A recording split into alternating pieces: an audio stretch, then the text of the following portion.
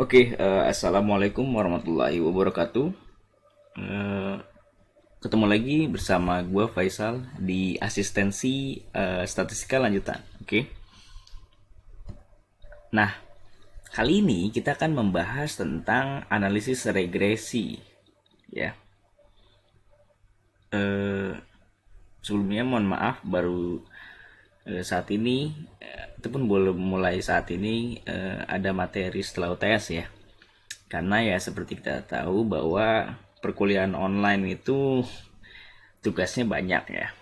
Jadi ya mohon maaf baru bisa memberikan bahan asistensi. Musik lah. Sambil dengar musik, oke? Nah, jadi apa sih itu regresi ya? Jadi kita akan mempelajari tentang analisis dari regresi di chapter 14. Kalau keburu nanti juga di chapter 15 kita akan bahas, oke?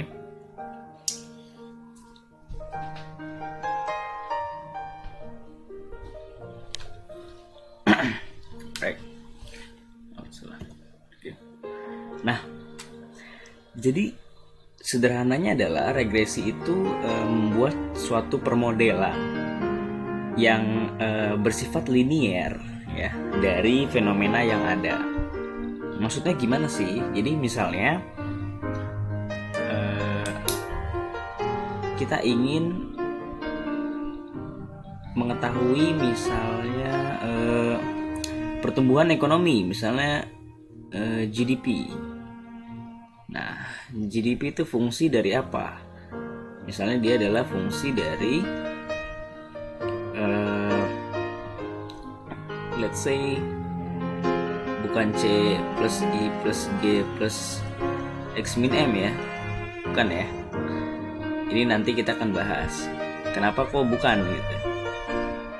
Jadi contoh misalnya dia adalah fungsi dari capital and labor.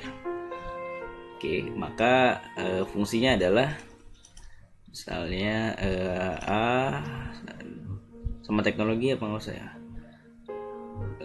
Boleh. Misalnya K pangkat alfa, L pangkat beta.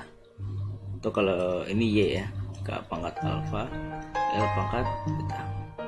Maka len Y sama dengan A len K plus B len L. Kan gitu kan? Nah ini merupakan permodelan. Ini kan secara linear kan memiliki ataupun ini adalah persamaan garis nih. Ya, kita pindahin ya. Len Y sama dengan alfa len K plus beta len L. Nah, ini kan versi rumitnya ya, versi rumitnya. Jadi ini merupakan persamaan garis yang basically dia adalah Y sama dengan apa? MX plus C. Ini kan persamaan garis dulu waktu di SMA, di mana M ini merupakan gradien, X merupakan faktor ataupun variabel X, C itu adalah konstanta kan, atau nilai ketika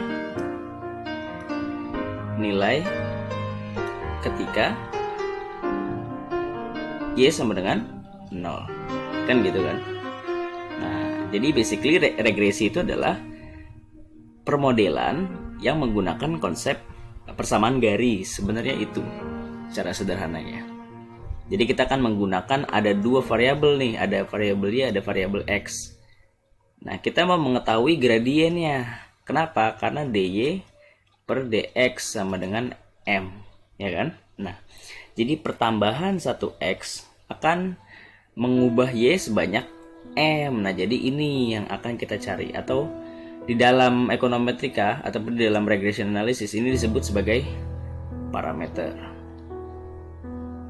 Atau kalau di SMA dulu M, kalau di sini itu biasanya kita pakai beta. ya, beta I. Bisa beta 0, beta 1, beta 2 di mana I sampai N.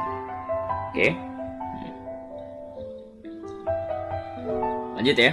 Nah, kita mau ngapain aja di sini? Nah, kita mau belajar perbedaan atau kita akan melakukan hipotesis testing terhadap population correlation coefficient. Nah, apa nih population correlation?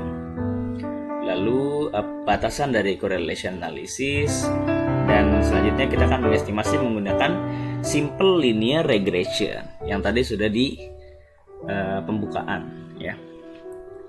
Nah, selanjutnya estimate the multiple linear regression model. Kalau simple itu berarti variabelnya tadi cuma contoh yang tadi itu cuma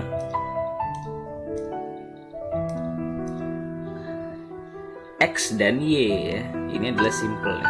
Jadi variabel independent cuma satu, variabel dependent cuma satu. Nanti kita akan bahas lebih lanjut ya.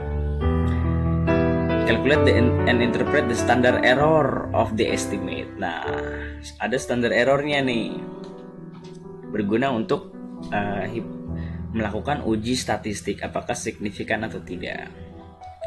Atau dalam hal ini kayaknya belum standard error dari parameter ya, tapi standard error dari model.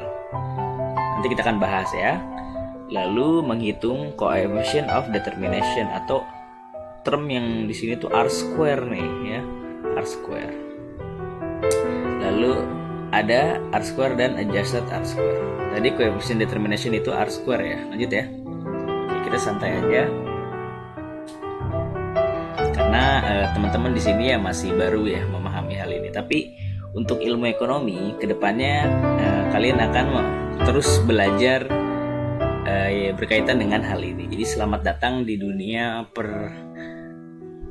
ekonometrikaan lah ya. Jadi ini tuh seperti pengantarnya pengantar ekonometrika gitu. Oke. Jadi sebelum ekonometrika ya kita belajar ini dulu. Nanti akan dibahas ya apa bedanya regression analysis di statistika lanjutan ini dan di pengantar ekonometrika nanti. Oke. Nah, contoh nih, how are debt payment and income related? Jadi di sini ingin mencari hubungan antara pembayaran hutang dengan income. Oke, logikanya gimana? Kalau income-nya tinggi, maka kemungkinan dia mampu untuk membayar hutang, kan gitu kan? Nah, itu adalah hipotesisnya. Tapi kan kita nggak tahu aslinya seperti apa, ya kan? Nah, jadi kita ngapain nih untuk melakukan hal tersebut? Kita lakukan pengambilan data dari kota-kota yang ada di Amerika, ini contoh aja ya. Lalu ada data-data income-nya diambil, unemployment-nya diambil, debt-nya diambil. Nah, jadi kita ingin melakukan correlation analysis dan regression analysis. Correlation analysis, bagaimanakah korelasi income terhadap debt? Apakah positif atau negatif? Lalu apakah kuat atau tidak besarannya? Maksudnya gimana? Kalau positif berarti income-nya naik, maka debt-nya naik. Kalau negatif, income-nya naik, debt-nya turun. Atau sebaliknya, income-nya turun, maka debt-nya naik. Oke. Nah, sekiranya itu adalah correlation. Nah, kalau regression, dia lebih ke nilainya. Pertambahan satu income akan mengubah, pertambahan satu itu maksudnya dalam 1000 kan. Pertambahan $1000 income akan mengubah debt sebanyak berapa.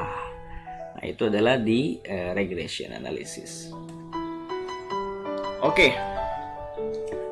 Dulu kita pernah bentar ya. Sini ada waktunya. Right. Dulu kita pernah belajar tentang covariance dan correlation. Lalu apa bedanya covariance dengan correlation atau Spearman correlation? Nah, kalau covariance kan kita tahu ya, variance ataupun sigma kuadrat ya. Itu apa? Sigma dari 9 sampai n xi min x bar kuadrat per n minus 1 kan gitu kalau sigma. Oke. Enggak minus 1 ya, n. Sorry. Iya, mana tadi? Nah, hapusan mana ya? Bentar. Right. Nah,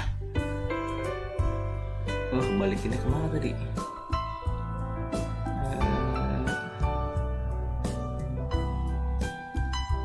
Ini, oke. Nah, kalau ini kan populasi ya. Nah, kalau standar deviasi kuadrat atau varians dari sampel I sama dengan 1 sampai n xi min x bar kuadrat per n minus 1. Nah, ini kan varians dari suatu variabel. Sedangkan ini adalah ko atau apa? Ko itu apa? Teman ya atau partner. Nah, jadi kalau covariance kita gabungin nih. Kalau tadi di section 7 kok nggak ada. Nah, section 6 ini xi min x bar kuadrat, berarti ada xi min x bar, ada di sini xi min x bar. Ya kan, kalau dikalikan terus disederhanakan jadi kuadrat. Nah, kalau di sini kalau di covariance ya tandanya xy sama dengan sigma dari i sama dengan 1 sampai n xi min x bar. Nah, dia nggak xi min x bar lagi karena kan dia ko atau dia punya temen nih, dia ada x ada y, jadi kita kalikan dengan yi min e bar per n minus 1. Apa sih maksudnya? X itu kan data ya, xi itu berarti data ke i, data ada misalnya ada variabel x yang tadi itu depth ya, bukan ya, depth itu y, misalnya income. Nah, data income dari atas sampai bawah nih. Nah, data ini income ini kita, nah x itu ini nih ya, x1 tuh 103,5, x2 itu 81,7 dan seterusnya sampai 63. Nah, yi itu yang depth 1,285 ya, 1135 dan seterusnya sampai 763. Nah, itu y. X barnya mana? Nah, ini x ini atau variabel x ini kita rata-ratakan dapat x bar. Y yang mana? Variabel y ini kita rata-ratakan dapat y bar. Jadi kalau ingin melihat covariance antara income dan depth, ya kita melakukan proses tersebut dibagi n jumlah observasi dari ini. Ada berapa banyak? Ini nggak usah ditambah ya karena jumlahnya sama observasinya. Jadi ini merupakan suatu kesatuan. Musiknya sedih sekali ya. Jadi, nah tadi balik lagi ini adalah n jumlah observasi. Mantap ya. Lanjut ya. Nah, oke, jadi kita compute aja tadi data tadi ya, kita masukkan. Ini kan sigma ya. Jadi masing-masing kita tambah. Tapi biasanya ya kita pakai aplikasi ya, Excel ataupun yang lain. Oke. Nah, covariance ini itu cuma hasilnya ya. Itu yang kita gunakan adalah tandanya. Apakah tandanya positif atau tandanya negatif? Kalau positif berarti hubungan kedua variabel ini memiliki arah yang sama. Jadi ini adalah cuma direction aja. Contoh misalnya tadi hubungan antara income dan debt ya. Dimana ini kita treat sebagai X, ini sebagai Y. Kita dapat nih misalnya hasilnya plus misalnya. Berarti apabila income naik, maka debt naik. Jadi hubungannya positif. Kalau hubungannya negatif gimana? Kalau income-nya naik, maka debt-nya turun. Atau sebaliknya, kalau income-nya turun, maka debt-nya naik. Ini adalah negative correlation atau negative covariance. Nah, jadi yang dipakai cuma ininya doang, positif atau negatifnya. angkanya nggak dipakai. Oke. Kenapa? Karena dia merupakan variance ya, covariance ya. Tidak dipakai untuk analisa. Yang dipakai hanya arahnya saja ya. Recall the covariance is a numerical measure that reveals the directions. Okay, just the direction. Apakah directionnya positif atau directionnya negatif? Right? That's the covariance. Berbeda dengan nanti yang namanya correlation. Oke. Alright. Nah, sekarang kita coba aja ya. Misalnya data gue ya, kita pakai aplikasi Stata. Nggak harus ikutin ya. Oke. Kalau mau coba-coba ya silakan ditonton aja di tutorial Stata ya, di video-video di YouTube gua, right?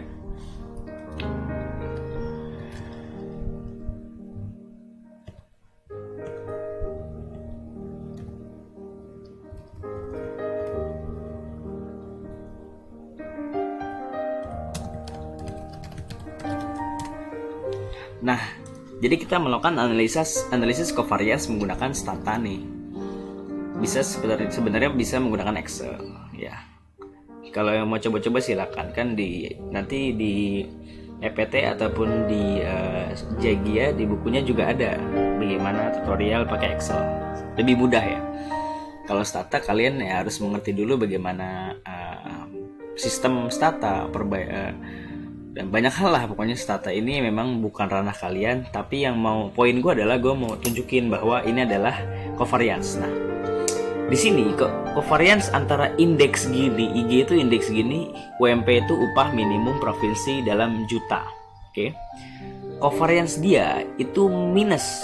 Nah, ini tuh variance dari IG atau variance dari indeks gini, sedangkan ini adalah variance dari UMP. Ini adalah covariance dari indeks gini dan UMP dalam juta. Hubungannya minus, berarti apabila UMP meningkat, maka ketimpangan akan turun. Oke, udah, analisisnya sampai situ aja. Karena ini merupakan covariance. Beda kalau correlation. Oke, itu aja ya. Kita lanjut.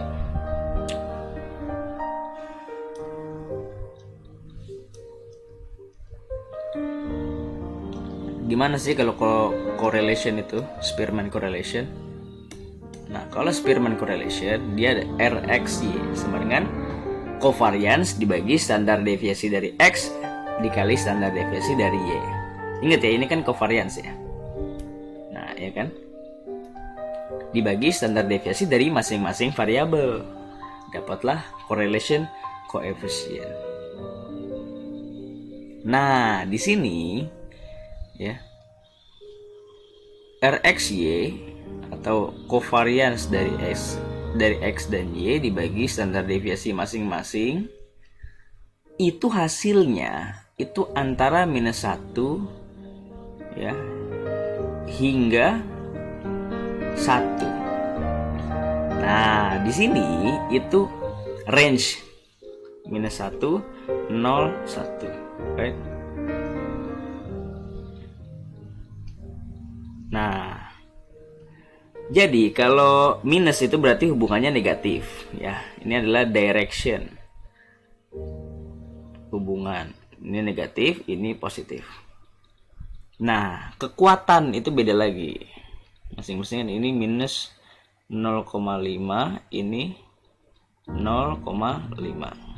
Nah, untuk kekuatan, semakin mendekati 0, maka kekuatannya lemah. Semakin mendekati 0, kekuatannya lemah. Tapi kalau menjauhi 0 itu kuat, strong. Nah, sekarang misalnya dia 0,7. Dia positif atau negatif? Dia positif. Weak atau strong? Dia strong. Jadi 0,7 ini menandakan hubungannya positif dan memiliki kekuatan yang cukup besar.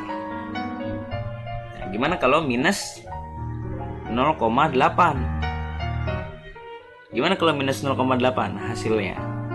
Dia hubungannya positif atau negatif? Directionnya positif atau negatif? Jelas dia negatif. Negatif. Lalu hubungannya kuat atau lemah? Kuat.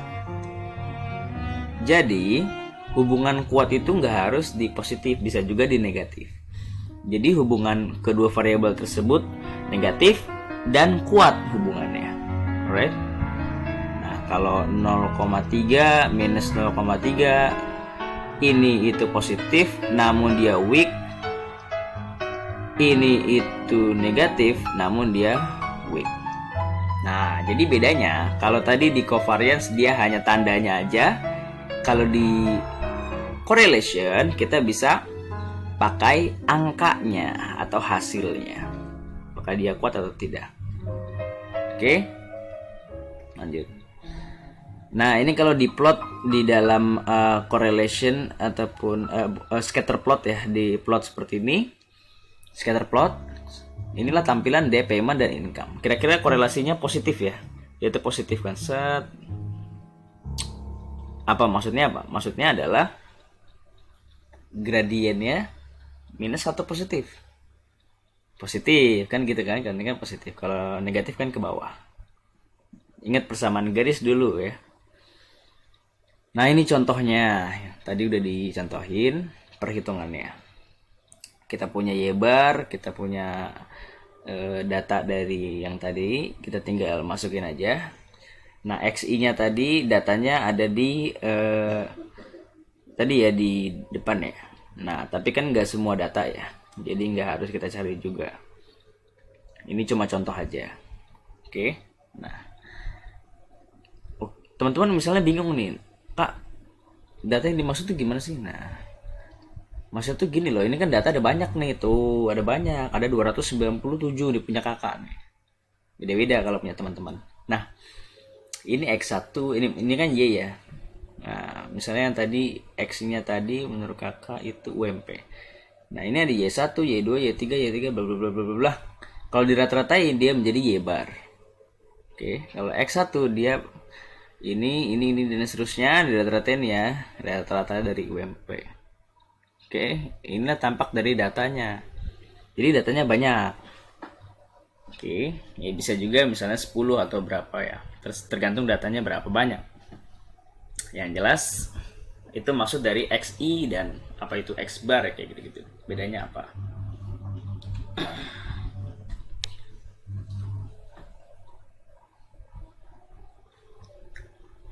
Lanjut ya. Nah,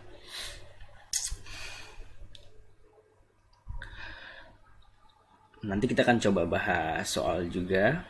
Nah, sebelum itu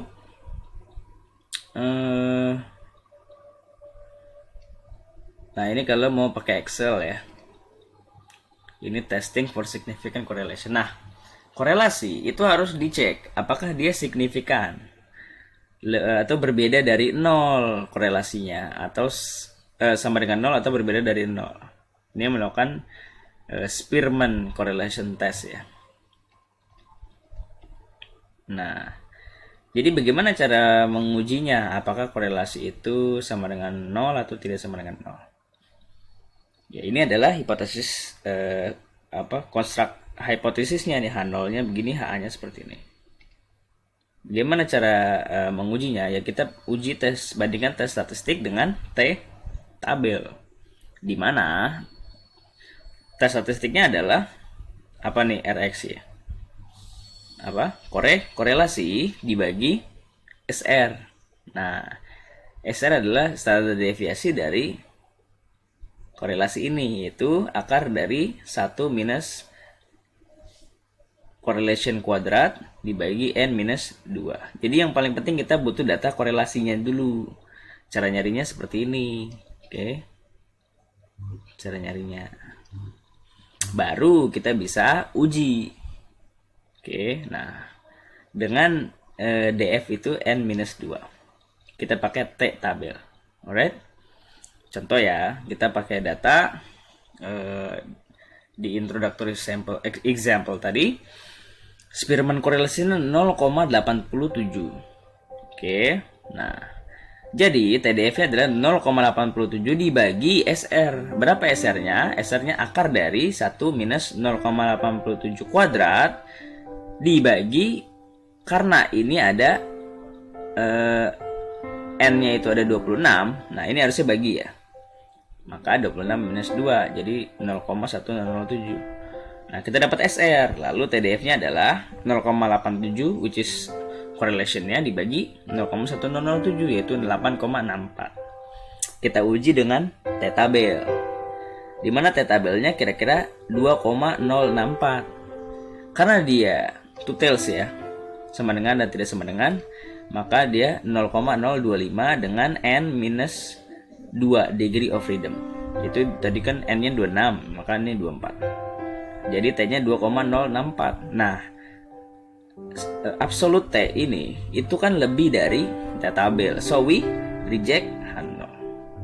Masih inget nggak? Jajan udah lupa lagi ya. Nah, kalau we reject H0, nah berarti kan kita reject H0. Berarti benar bahwa terbukti pada dalam 5% significance level correlation-nya berbeda dari 0 atau tidak.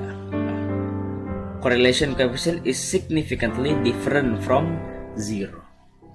Right? Nah, kalau contohnya gimana sih contohnya? Oke, mari kita lihat ya. Kak, gue pengen bisa stata dong. Nonton aja videonya, ada di YouTube ya. Di YouTube lain juga ada, di YouTube gue juga ada. Itu untuk kelas pengantar ekonometrika sebenarnya. Oke, kita coba ya.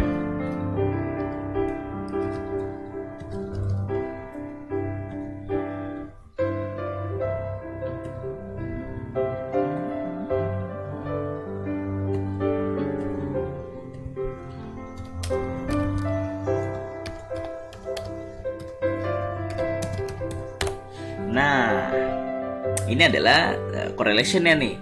Bintang itu berarti dia signifikan pada level 0,05 significance level. Jadi indeks segini dan PDRB itu signifikan korelasinya. Tapi di sini positif nih. Kalau PDRB-nya meningkat, indeks segininya meningkat, ketimpangannya meningkat. Wah, bahaya nih. Nah, ini data, by the way data gue ini adalah data 33 provinsi di Indonesia pada tahun 2010 hingga 2018. Jadi panel data ya. Oke. Nah, ini nggak usah dipusingin ya. Ini nanti kalian akan dapat di pengantar ekonometrika atau di ekonometrika lanjutan lainnya. Ini cuma contoh tugas gue ya, tugas UTS ekonomi regional ya, menguji kurva Kuznets. Nah, poin yang mau gue sampaikan adalah dia significance karena p-value-nya kurang dari alpha. Nah, bisa juga pakai p-value seperti biasa. P-value dia kan 0,0002, alfanya kan 5%. Jelas dia kurang dari, so we reject all. Ingat nggak? Jangan sampai lupa ya Nah, kalau ini kan nih lebih dari 5%, so we do not reject. Jadi dia nggak signifikan. Kalau ini signifikan. Nah, dia signifikan pada level 0,2. Berarti kan cenderung lemah kan korelasinya. Kalau 0,7 atau 0,8, nah itu kan lebih kuat. Tapi ini 0,2 jadi cenderung lemah. Ini kenapa 1? 1 jelas. Korelasi indeks segini dengan indeks segini ya 1. Variabelnya sama. PDRB dengan PDRB ya 1. Variabelnya sama. Nah, ini cuma contoh aja. Alright, lanjut.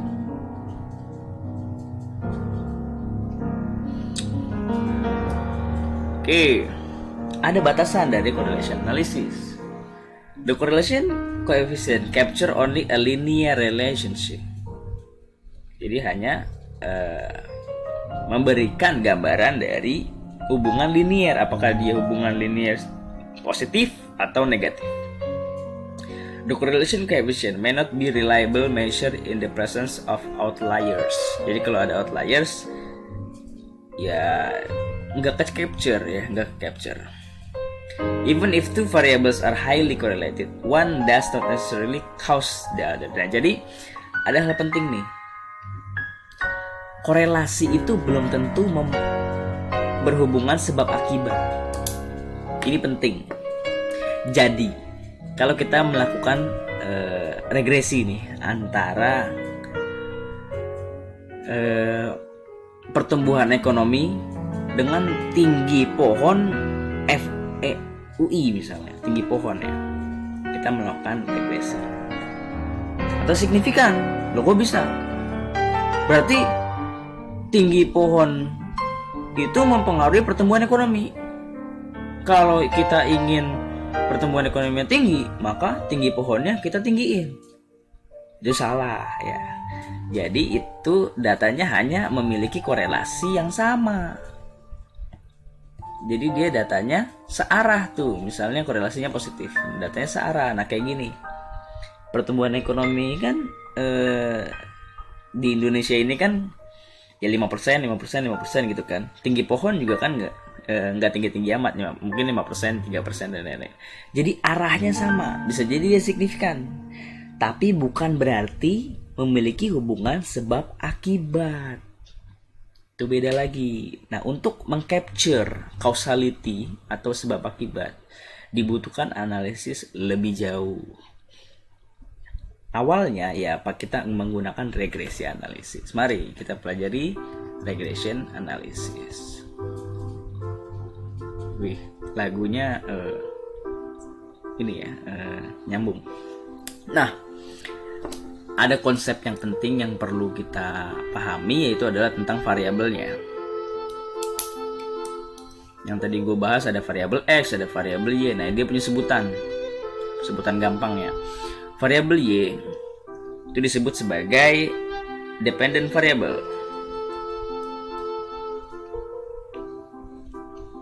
atau dia merupakan response variable.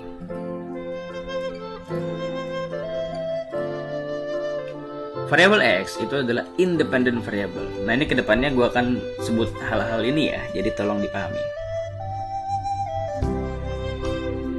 Atau dia adalah explanatory variable.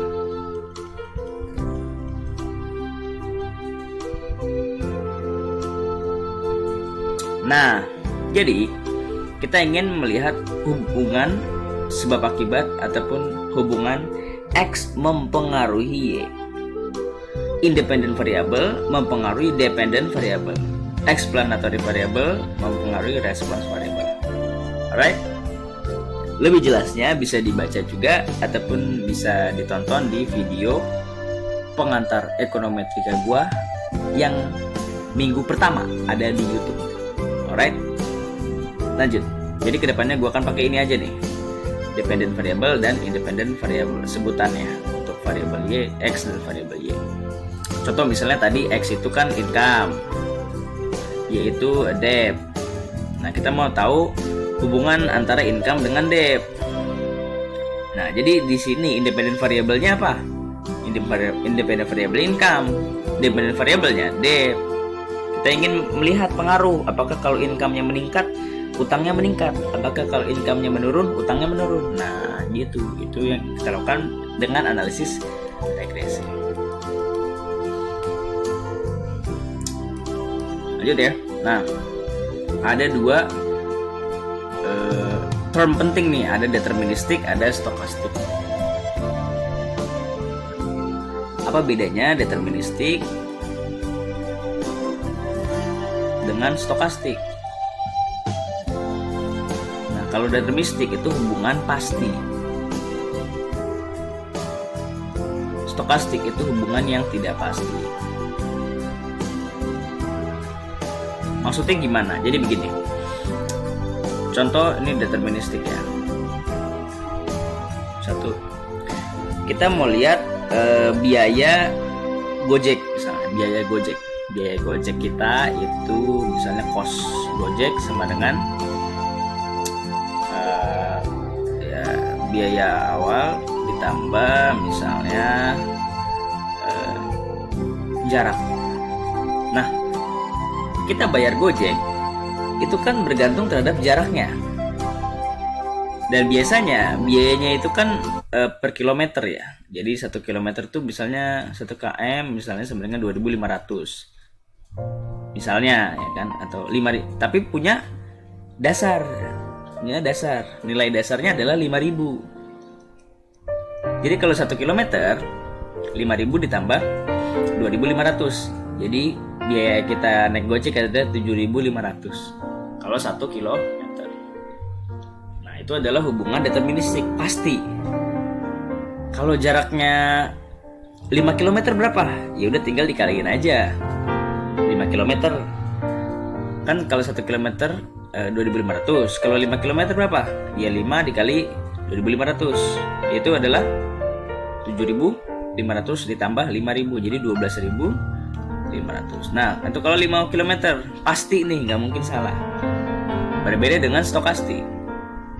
Contoh misalnya stokastik itu yang tadi ya, pertumbuhan ekonomi adalah alfalen susah ya, contohnya susah, mohon maaf. Yang gampang misalnya mohon maaf, contohnya susah. Nah, yang gampang misalnya adalah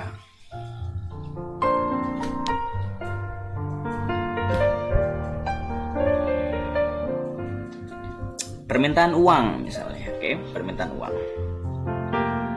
Jangan susah juga, apa yang gampang? IPK. IPK itu misalnya fungsi dari beta 0 plus beta 1 uang jajan ya, uang saku.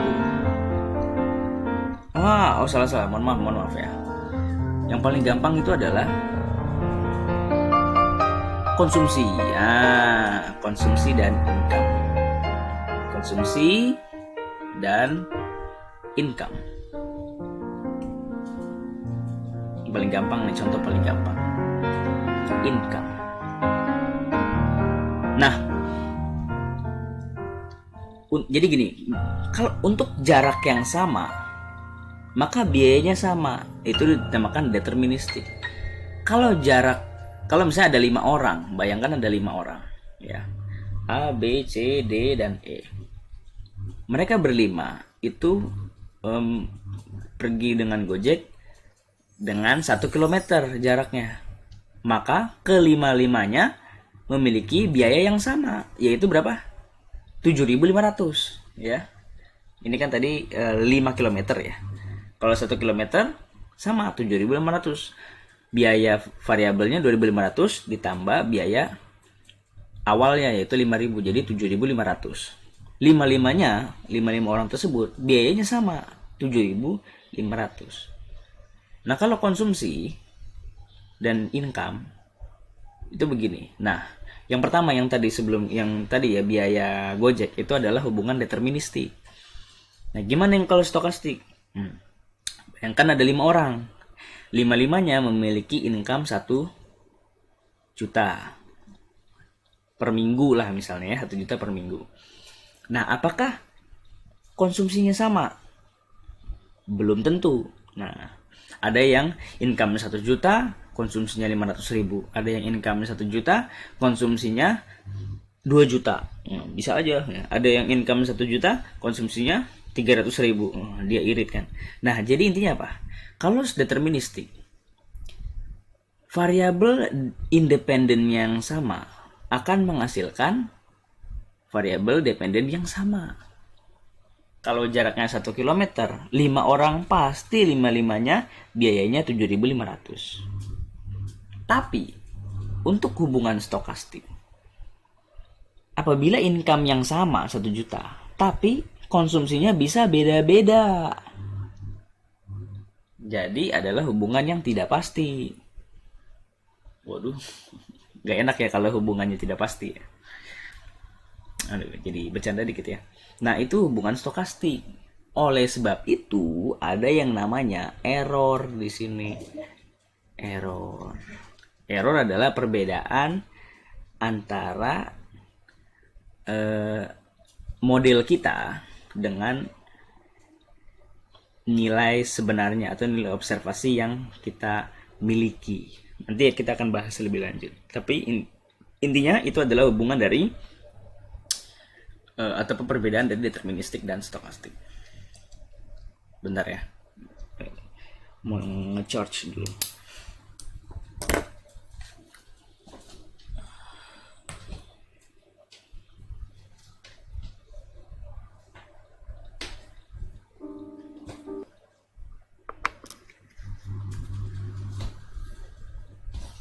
Alright. Sudah berapa lama kita? Beberapa slide. Coba kita lihat ya.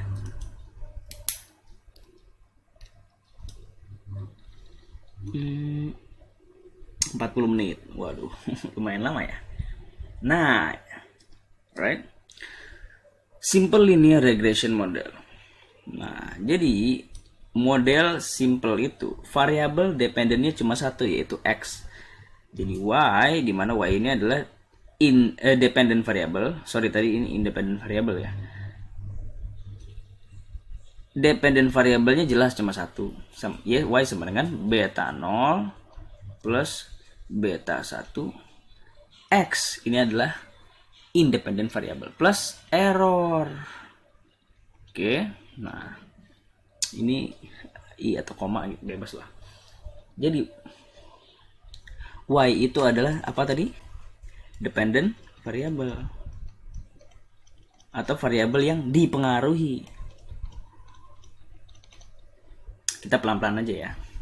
Kalau ekonometrika ya udah lancar lah. Kalau ini kan kalian baru mulai. X itu apa? Independent variable. Variabel yang mempengaruhi. Nama juga dia independent. Jadi dia tidak dipengaruhi oleh variabel lain, tapi dia mempengaruhi variabel lain. Beta 0 apa? Intercept. Atau nilai ketika nilai saat x sama dengan 0. Nilai y saat x sama dengan 0. Kalau x-nya 0, berarti y sama dengan beta 0. Ya, plus error gitu kan. Nah, beta 1 apa? Kalau di dalam persamaan garis, beta 1 itu gradien. Di sini dia adalah apa? Parameter.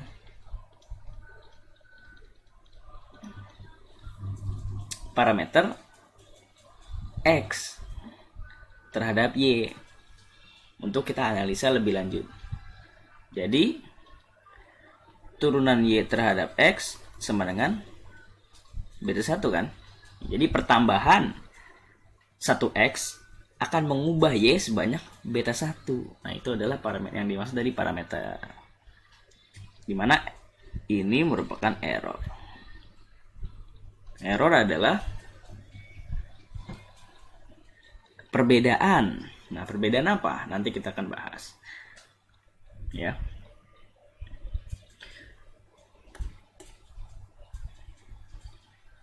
Nah, jadi ini adalah model simple linear regression yang sebenarnya gitu ya, model yang sebenarnya, atau model yang ada di populasi, model populasi, bukan model sebenarnya, model populasi.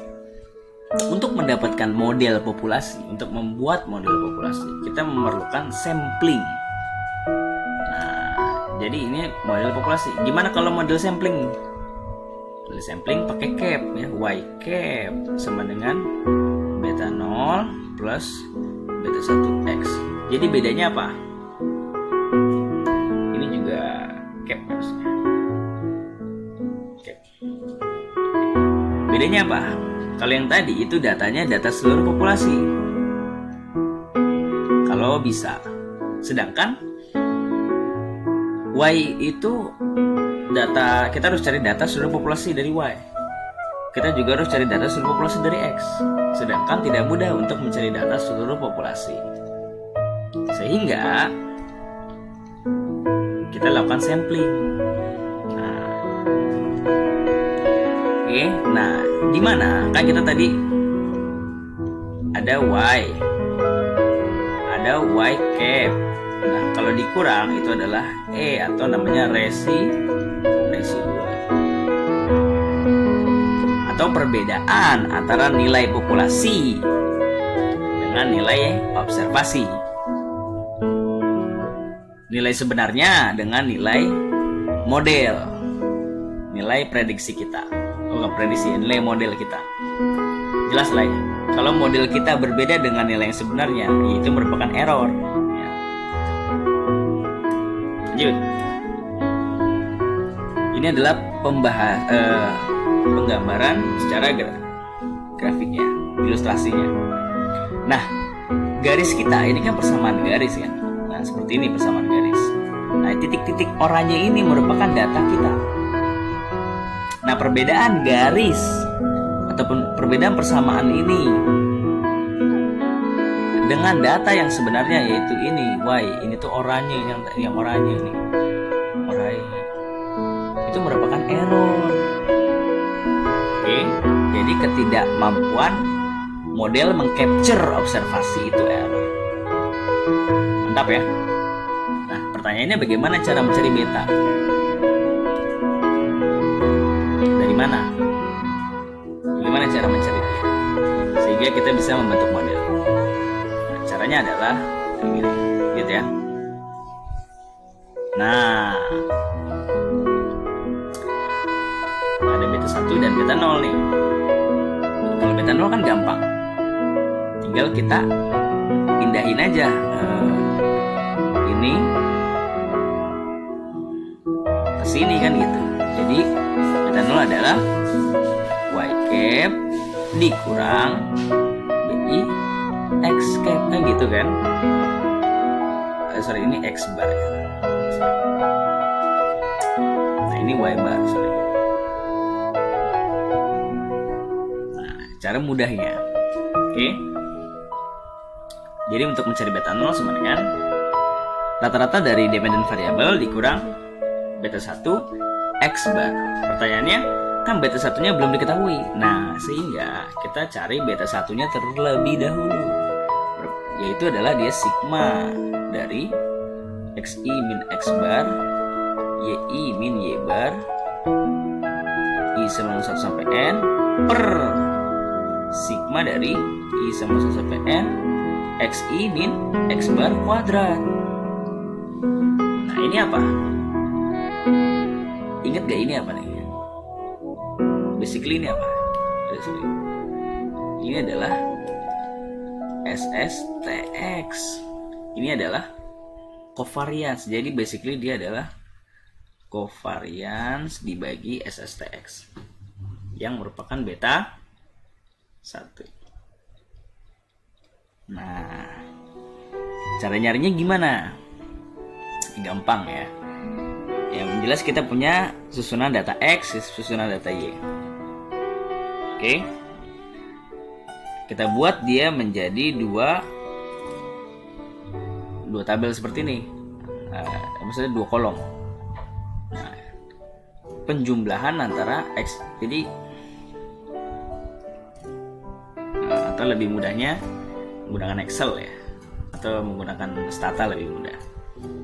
Tapi basically kita harus pahami bagaimana cara kerjanya.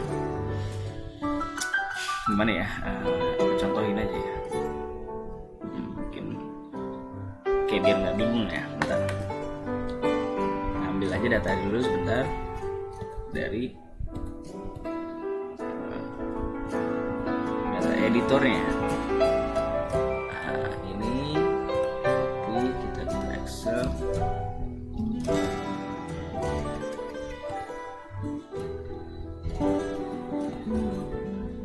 Terus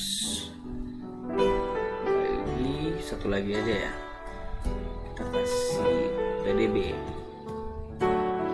untuk domestik betul dalam juta ya.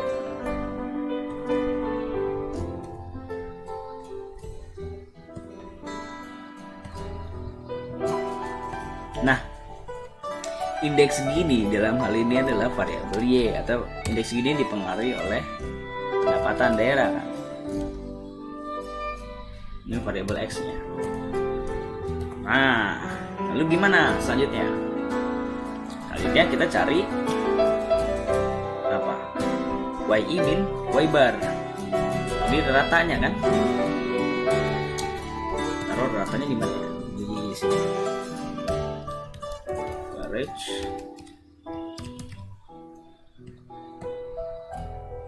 dari seluruhan ini. Wah, banyak banget datanya nih kalau ini. Ya, oke.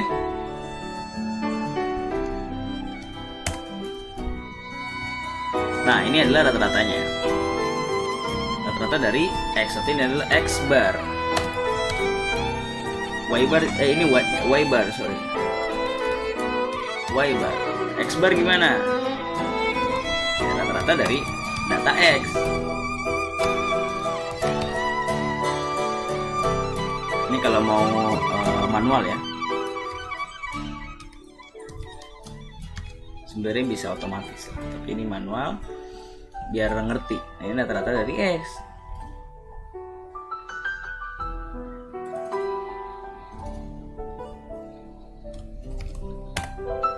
Berapa rata-ratanya? Nah, ini, oke.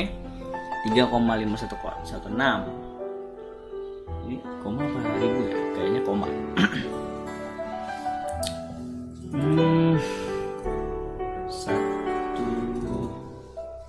Sebentar. Lihat dulu dari data BBRB juta 101. Kok beda ya di sini? Ini jadi berubah ya.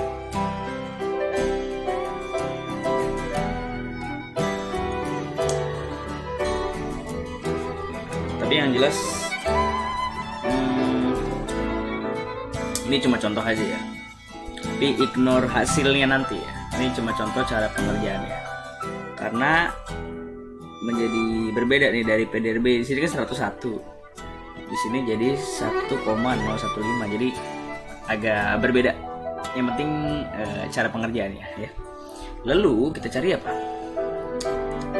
XI min X bar kan gitu kan. XI min X barnya.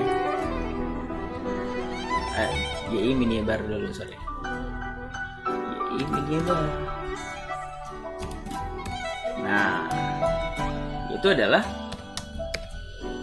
ini kan YI nih sampai bawah dikurang Y bar. Y barnya kan ini kurang. Nah, YI min Y bar. Terus sampai bawah tarik. Nah, mantap. Kita dapat YI min Y bar, XI min X bar juga. Kita dapatkan XI min X bar. Wah, ternyata udah berapa lama kita nih? 52. Nah, nggak apa-apa. XI min X bar gimana? Yaudah. Dengan XI-nya mana? Ini kurang X barnya mana? Ini. Nah, tarik ke bawah.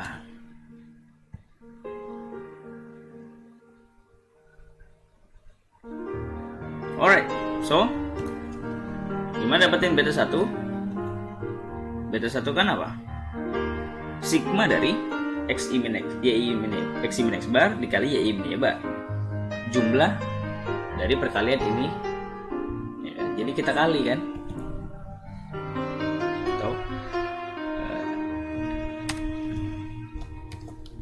YI min Y bar dikali XI min X bar kan gitu.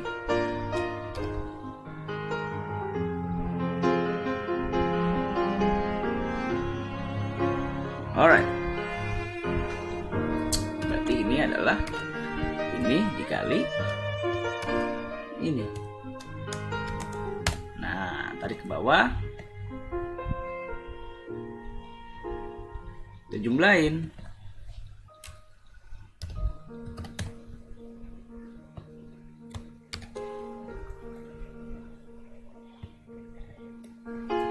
Jumlah dari ini kan. Sigma YI min Y bar XI min X bar. Berapa jumlahnya? Nah, ini jumlahnya. Belum dibagi nih. Dibagi sigma dari XI min X bar kuadrat. Nah, jumlah dari XI min X bar. Mana XI min X bar?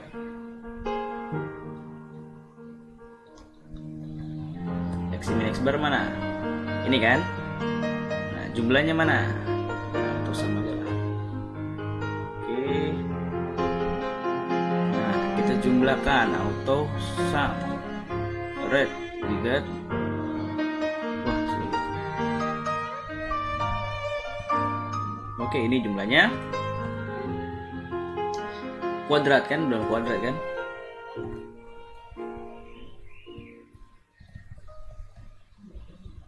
Sama dengan ini kuadrat.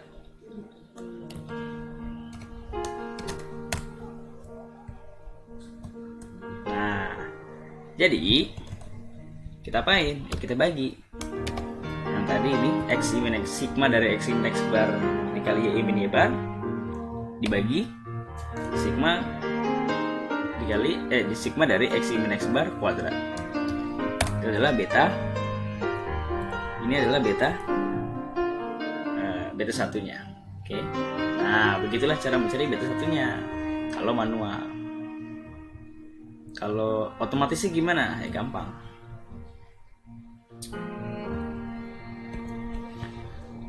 Otomatis kalau pakai stata nih ya, rect ig pdrb. Nah, alright. Ini adalah beta 0, ini adalah beta 1. Kenapa hasilnya beda? Ya tadi karena datanya terjadi perbedaan ya ketika di convert ke Excel. Biasanya sih enggak, tapi tadi ya anomali aja. Tapi yang penting cara pengerjaannya ya, cara pengerjaannya. Hasilnya tadi cuma contoh aja. Ini cuma contoh, oke? Jangan terlalu dipikirkan. Yang benar itu ya ini penggunaannya pakai stata ini. Karena datanya data yang benar ya data yang di sini gitu. Right? Kan ini 101 tadi kan, ini kan jadi beda ya datanya tuh. Jadi 1,015. Jadi dari sistemnya. Ini yang benar. Oke. Jadi intinya balik lagi cara pengerjaannya. Nah, kalau otomatis pakai stata begini, otomatis keluar beta 0, beta 1. Oke. Nah, jadi kalau dapat beta 1, ya tinggal rata dari Y, ya tadi Y bar tadi dikurang beta 1 dikali X bar. Itu merupakan beta 0. Tinggal dikomput atau dimasukin ke model.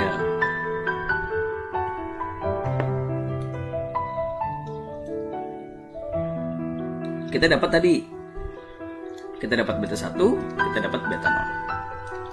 Ya tinggal masukin, jadi Y cap sama dengan beta 0 plus beta 1 X ditambah R. Ini adalah model kita. Atau kalau ditambah error jadinya Y sama dengan beta 0 plus beta 1 X plus R. Jadi nilainya dimasukin ke model. Right? Contoh misalnya tadi di stata kita dapat, nah ini kan,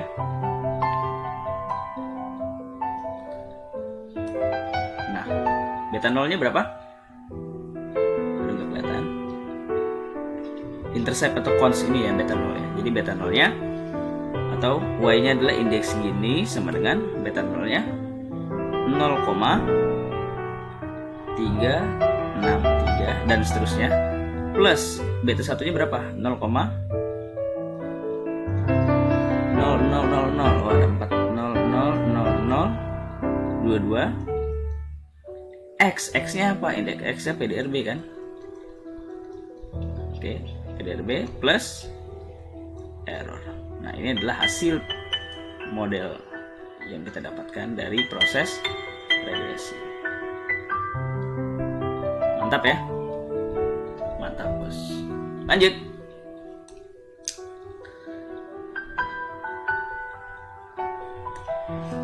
Nah, ini contohnya. Kita dapetin sigma dari x min x bar, y min y bar. Kita dapetin sigma x min x bar, kita bagi. Ini dibagi ini dapat beta 1. Tinggal dimasukin y bar dikurang hasil beta 1 dikali x bar, dapatlah beta 0. Kita masukin jadi model. Nah, ini modelnya. Nah, bagaimana menginterpretasi koefisiennya? Nah, kan slope-nya kan ini 10,44. Berarti dy min dx-nya 10,44. Nah, pertambahan y-nya tadi kan income ya. Enggak, y-nya itu kan debt, x-nya itu income. Jadi kalau berdasarkan model yang di PPT, ya contoh aja, itu kan contoh yang di introductory. Nah, dy min dx, dy min dx, dy per dx itu kan berapa? Dari model ini berapa? 10,44. Jadi pertambahan 1 x, di mana x-nya itu income, dan dalam $1.000, jadi pertambahan $1.000 akan menambah average debt payment, di mana expected tuh $10,44. Meningkat. Kenapa? Karena dia positif hubungannya. Oke. Nah, kalau income-nya 0, maka average debt payment are expected increase by, atau bukan increase, expected would still be 210. Jadi ketika x-nya 0, 10,44, ketika x-nya 0, maka 10,44 kali 0 kan 0. Jadi y-nya sama dengan 210,3. Jadi ketika income-nya 0, debt payment-nya akan tetap $210.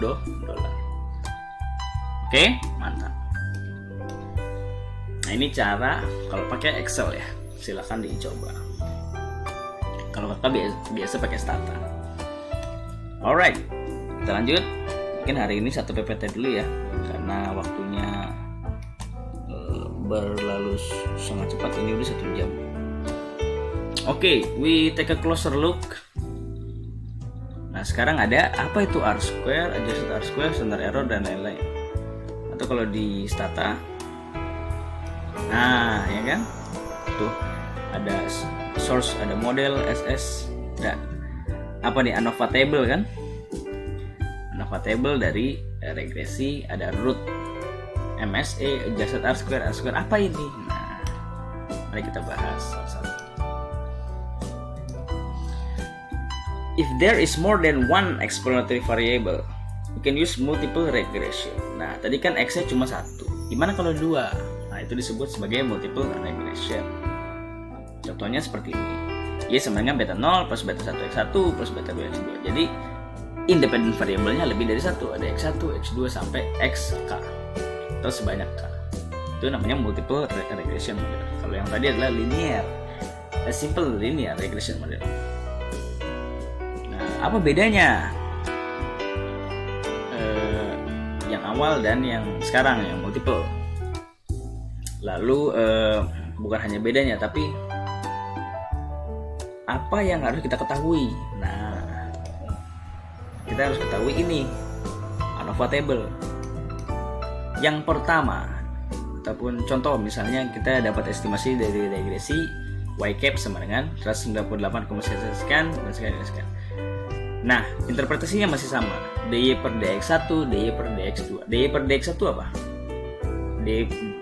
Turunan pertama fungsi y terhadap x1 kan ini 10,5122. Jadi, kalau income increase by $1.000, maka debt expected to be increased by 10,5122. Nah, sedangkan x2-nya tadi kan unemployment ya. Kalau x1-nya tadi adalah income. Jadi kalau unemployment, dan ini adalah dalam persen, increase by 1%, maka expected debt is increased by 62 sen, 0,61 sen. Dengan asumsi income tidak berubah, dan sebaliknya ya, ini asumsi unemployment tidak berubah atau disebut sebagai ceteris paribus. Oke, jadi misalnya dy per dx1 sama dengan apa? 10,5122. Ini contoh. Jadi pertambahan $1.000 ya, income bertambah $1.000, maka apa? Debt increase by 10,5122 dolar. Jangan lupa ceteris paribus atau faktor-faktor lain dianggap konstan. Kenapa? Karena bisa jadi kalau ini berubah tapi terjadi perubahan ini juga, maka kan nilai atau inference-nya menjadi atau penjelasannya menjadi tidak sesuai. Jadi kita jangan lupa masukin ceteris paribus. Mantap ya, lanjut.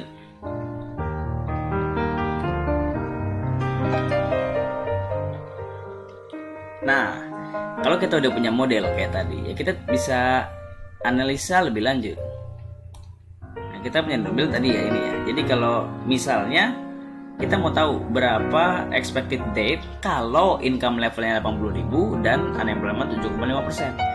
Ya karena kita punya modelnya, kita tinggal masukin X-nya diganti income, X1 diganti income, X2 diganti unemployment. Nah, jadi kalau dalam income level 80.000 dan unemployment 7,5%, nilai expected date-nya yaitu adalah sebanyak 1.044 dolar. Itu ya, lanjut. Nah, ini yang terakhir kita akan bahas tentang standard error, coefficient of determination, dan adjusted R-square. Nah, untuk lebih lengkapnya ada di penjelasan pembuatan ini R-square ya, penjelasan R-square yang ada di video atau video sebelumnya di kelas pengantar ekonometrika sebenarnya, tapi berkaitan juga. Nah, ada yang namanya SSE. Langsung aja ya, biar cepet. Ada yang namanya SSE atau ada yang namanya SSR, ada SST. SST itu merupakan SSE plus SSR. Sum of square total sebenarnya sum of square error ditambah sum of square residual regressor. Oke, regressor. Jangan lupa, atau bukan jangan lupa, hati-hati. Sering terjadi perbedaan ini ya, istilah ya. Ini kan SSE, tapi bisa juga dia adalah SSR, atau maksudnya adalah SSR-nya di sini tuh bukan regresor tapi residual.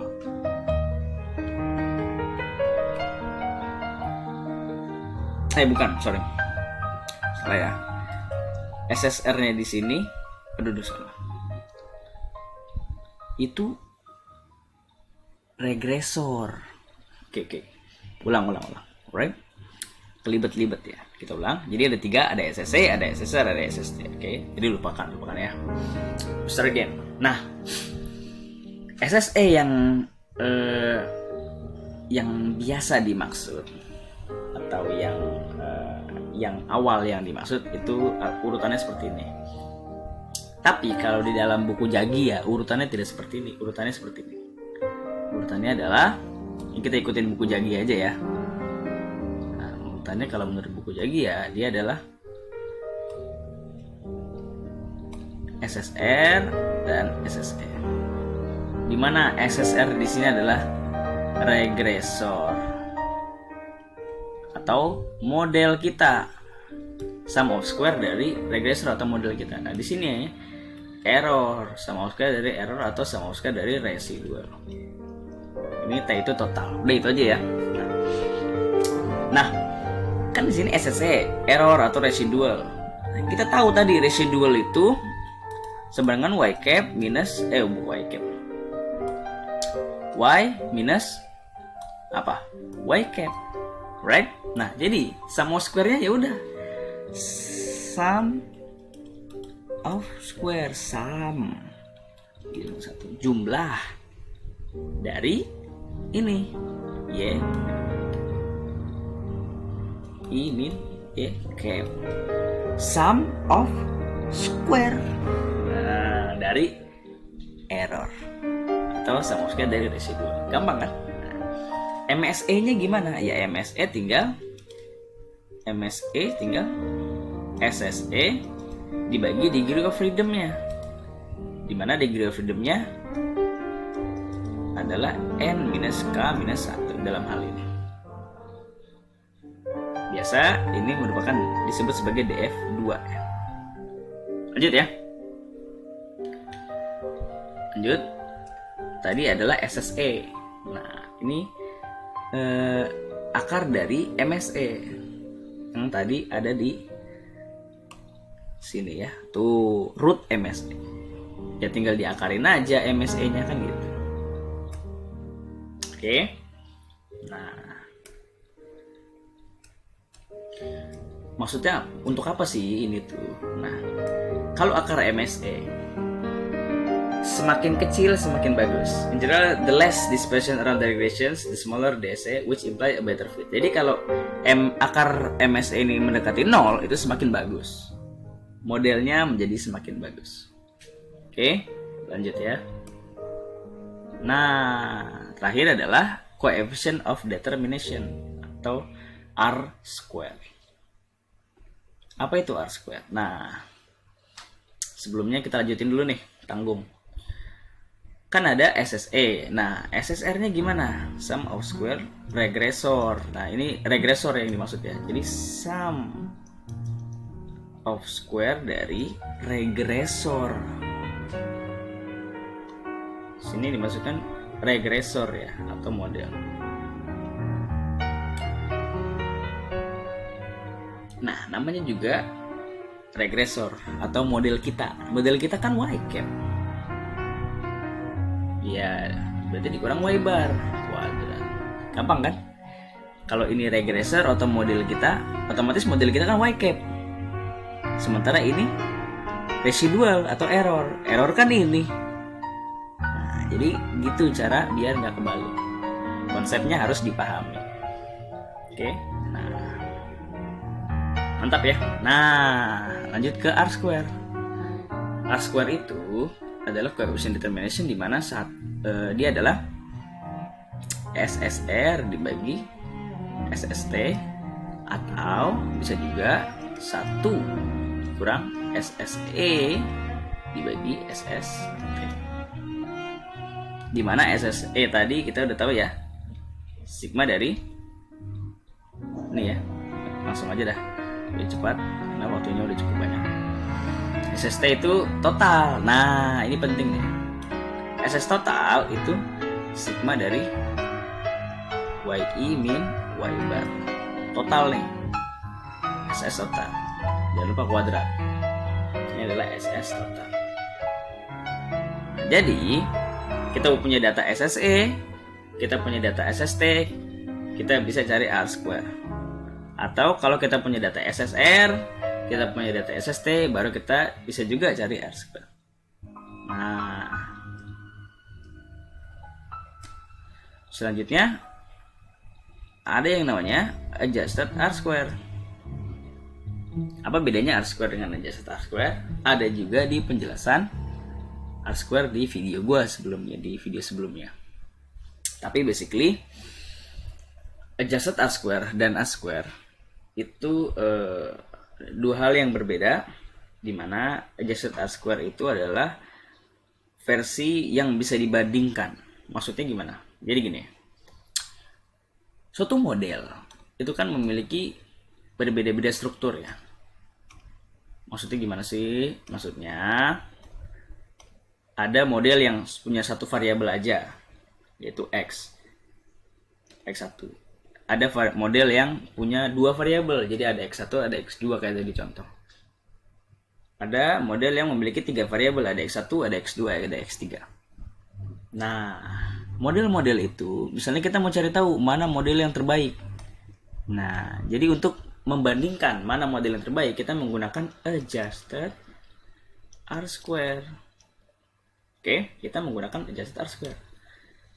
Nah, tapi sebelum itu, interpretasi dari R square dulu ya. Nah, misal contoh nih di dalam model gua misalnya. Dalam model gua misalnya right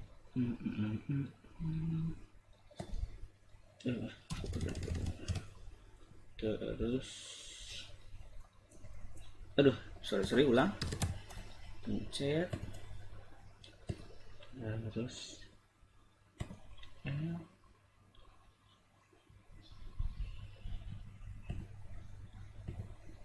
oke, ini model gua. Nah, R square gue adalah 0, R square gue 0,1745. Nah, jadi maksud R square itu apa? Di sini kan dependent variabelnya IG ya, indeks segini. Jadi maksud R square adalah berapa banyak variasi dari dependent variable yang mampu dijelaskan oleh model. Biasanya dalam bentuk persen. Jadi ini dikali 100%. Nah, jadi dalam hal ini variasi dari indeks segini mampu dijelaskan oleh model sebanyak 17,4%. Oke. Dimana R square itu nilainya antara 0 sampai 1. Semakin mendekati 100% semakin baik. Oke. Jadi ini modelnya kok kecil. Kenapa bisa begitu? Ya ini panel data ya. Jadi nanti kalian juga akan memahaminya. Kalau time series biasanya dia harus lebih besar. Harus mendekati 1. Tapi kalau panel data nggak harus. Ini juga menurut kakak udah baik karena ini udah banyak yang signifikan. Apa itu signifikan? Nah, nanti kita akan bahas di PPT selanjutnya. Yang penting kita tahu dulu apa itu R square. Nah, jadi contoh misal R square-nya hasilnya 70%. Jadi variasi dari Y mampu dijelaskan oleh model sebanyak 70%. Itu adalah R square atau arti dari R square atau penggunaan R square. Kalau adjusted R square itu gimana? Nah, adjusted R square itu 1 dikurang dalam kurung 1 dikurang R square dikali N-1 per N-K-1. Ini dari mana? Ada di video yang sebelumnya ya, nanti kakak cantumin di link di deskripsi. Nah, penggunaannya untuk apa? Untuk membandingkan. Contoh misalnya ada dua model nih, ada model 1, ada model 2. Nah, kita punya model 1 seperti ini, kita punya model 2 seperti ini. Yang satu cuma satu variabel independen, yang satu model 2 punya 2. Bagusan mana nih? Kita lihat dari adjusted R square-nya. Ini 0,74, ini 0,73. Yang paling mendekati 1 yang mana? Yang ini. Jadi yang paling baik yang digunakan adalah model adjusted R square. Dengan menurut adjusted R square, model yang paling baik adalah digunakan model 1. Jadi adjusted R square digunakan untuk membandingkan model yang memiliki jumlah independen yang berbeda. Namun dengan karakteristik dependent variable yang sama. Ini kan Y bar ya, sama-sama Y bar. Berbeda kalau dia len Y bar, yang satu Y bar, yang satu len Y bar. Nggak bisa pakai adjusted R square. Nah, itu memerlukan analisis lebih lanjut. Tapi dalam hal ini cukup sampai situ aja. Contoh misalnya, contoh di paper gua aja dah. Paper gua itu, ini paper gua ya. Korek. Nah, paper gua. Nah, ini contohnya. Kita lihat adjusted R square-nya ya. Nah, jadi ada 4 model ya. Ada model 1, model 2, model 3, model 4. Model 1 dia cuma pakai PDRB. Model 2 dia pakai PDRB, UMP, IPM, TPT. Model 3 dia pakai dummy variable Jawa. Apa tuh dummy variable? Nanti kita belajar ya. Lalu ada model 4 sampai PDRB kuadrat. Loh kok bisa kuadrat, Kak? Nanti kita belajar. Oke. Nah, kita bandingkan adjusted R square-nya. Mana yang paling tinggi? Yang paling tinggi adalah model 4, yaitu 0,158. Jadi yang kita gunakan adalah model 4. Gimana, Kak, cara buat ini? Nah, ada tutorial tata di kelas pengantar ekonometrika sebenarnya. Kalau kalian mau coba-coba, ya silahkan. Tapi yang paling penting, sampai sini dulu kita. Sampai berjumpa di video-video tutorial atau video-video asistensi yang selanjutnya. Thank you.